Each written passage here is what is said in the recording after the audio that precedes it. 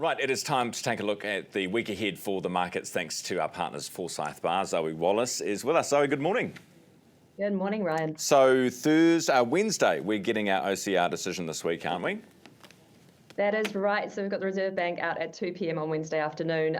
Very much a clear consensus expectation that they will deliver another interest rate cut. This time round, 25 basis points is the view, and we agree with that one.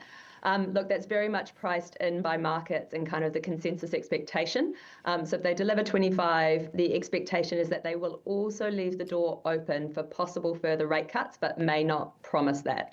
So the big focus will be on, they have an OCR track projection that they include in their full monetary policy statement report. So everyone will be glimpsing quickly at that one to get a gauge on just how much further they may or may not think they need to ease interest rates from here. All right, then Thursday, Zoe, we get ANZ's economic outlook or business confidence, I should say. What are you expecting from that? Yeah, so what we've seen is that, the headline in terms of business confidence has actually been quite positive. So people have been saying, yes, things in 12 months' time are going to get better. We can see kind of light on the horizon. But what you're looking at in terms of actual reported activity has still been quite weak. So, activity volumes have been bouncing around sort of unchanged from where they were a year ago. So what we'll be really focusing in on is whether that's starting to improve and signal a bit of a turnaround and a pickup in activity in terms of the New Zealand economy from here. New Zealand results season wrapping this week. Any last hurrahs? Oh, look, Fisher and Paykel and Ryman are probably the two big ones out this week as well, with a scattering kind of the smaller caps as well. It's been quite interesting seeing market reactions to what's been delivered so far. Fisher and Paykel, look, we're neutral on the stock at the moment, but we are expecting to see a little bit more positivity coming through in those results.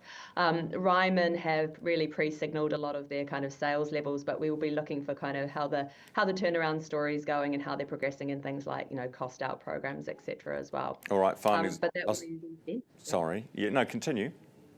No, I was just going to say that's sort of the end of reporting season, but we are starting to see a little bit more signals around, activity picking up, and we've also got retail sales out this week, which will be another one to watch. Absolutely. And the other thing we're watching is Q3 GDP for America. Of course, everybody follows America, and they've had the shutdown, so it's been delayed. What are we expecting to see there?